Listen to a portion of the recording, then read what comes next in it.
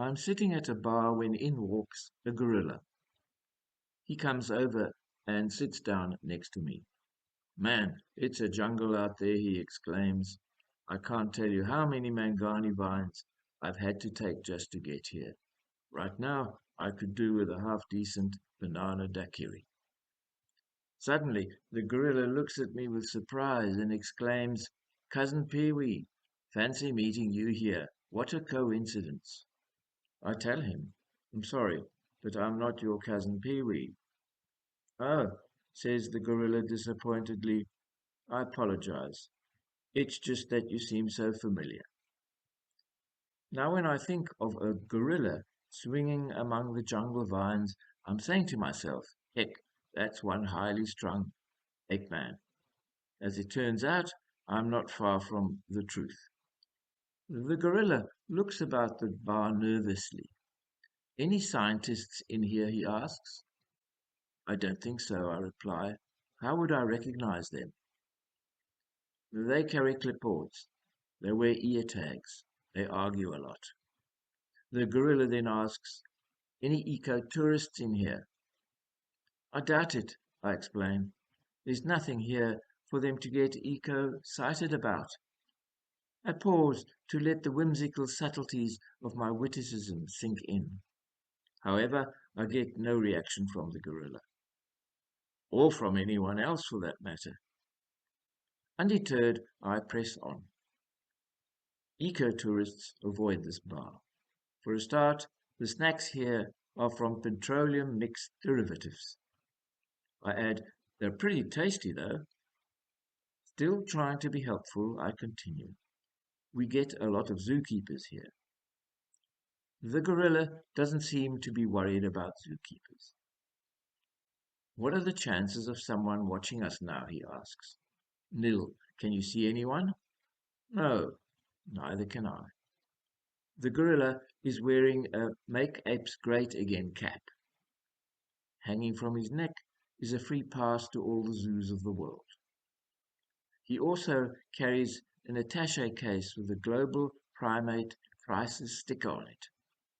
The bartender comes over. His name is either Arthur or Martha. I can never tell which. How will you pay for the daiquiri, Arthur or Martha, asks the gorilla. Why, with peanuts, of course. Unfazed, the bartender whips out his phone and a calculator. Do you have raw or in kernel, he asks. Both, replies the gorilla. Whole or split? Unfortunately not. Arthur, or Martha, checks his calculations. Luckily for you, peanut prices are stable right now. What kind of nuts do you have? Argentinian runners? Valencia? Spanish? I only have nuts from the Congo, says the gorilla, but they are democratic. No nuts harvested under duress, I dare say. They're all volunteers. We value our civic liberties there, says Arthur or Martha. That's fine by me. As it is, I get paid peanuts here, so it's not going to make much difference to the bar tab. He heads off. Now the question I'm asking myself is, how long can a gorilla sit still for?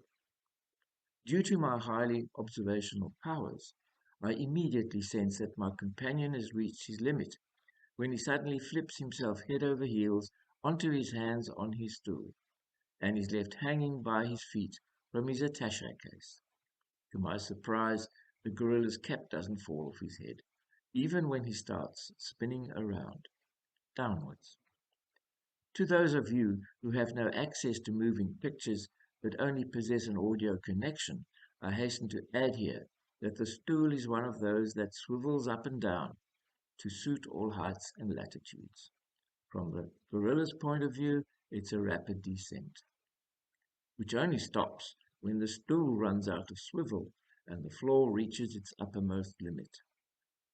So there sits the gorilla, nonplussed and concussed on the floor. Well, technically, on the top of the stool, on the bottom on the floor. I look at the gorilla. He looks at me.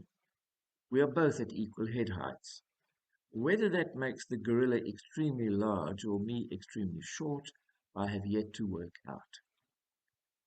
The attaché case is landed on the counter between us.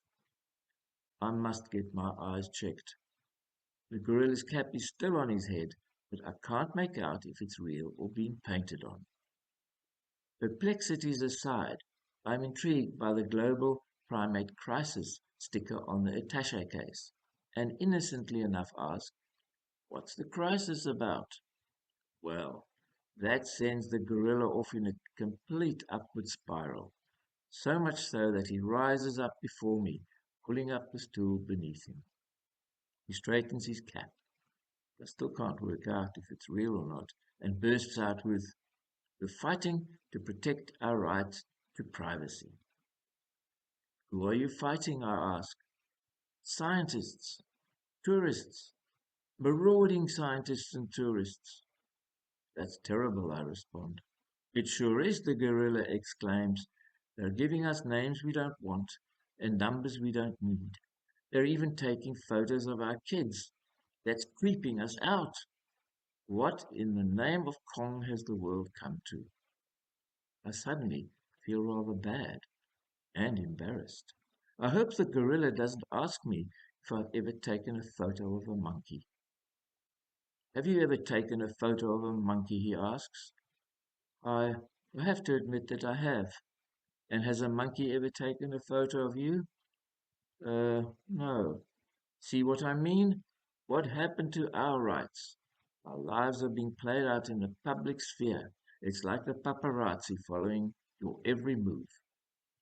The gorilla adds, the mothers are extremely upset, not to mention the wives. My goodness, they go bananas when the two-legged primates, the female ones, can't get enough of me with their notebooks and camera lenses.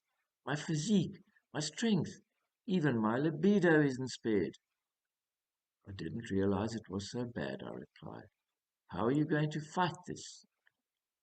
By suing for copyright infringements. Oh, I reply helpfully. It's simple.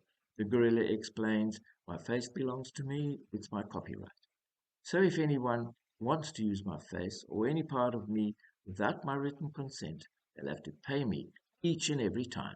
I'm talking royalties, lifelong. He adds, and who made my face? My parents, of course. They're claiming creative rights. They're talking royalties too. Doesn't stop there. The kids want a cut of the action as well. Wow, I exclaim. The gorilla sits back on his stool.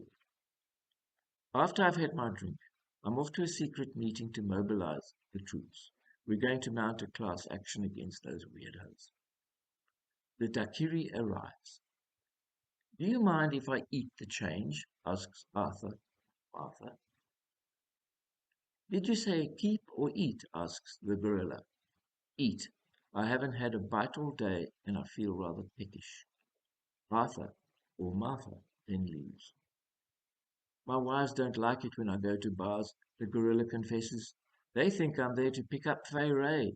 Give me a break. I'm not that old. I tell them, look, the only woman I want must be hairy, huge, strong enough to lift a 6 foot, 7 foot, 8 foot bunch. Must love silverbacks, too, of course. Bunch? I ask him.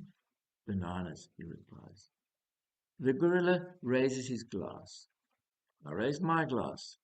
Here's to our success, he exclaims. Down with scientists. Down with eco-tourists. Yes, indeed, I respond. Down with alcohol.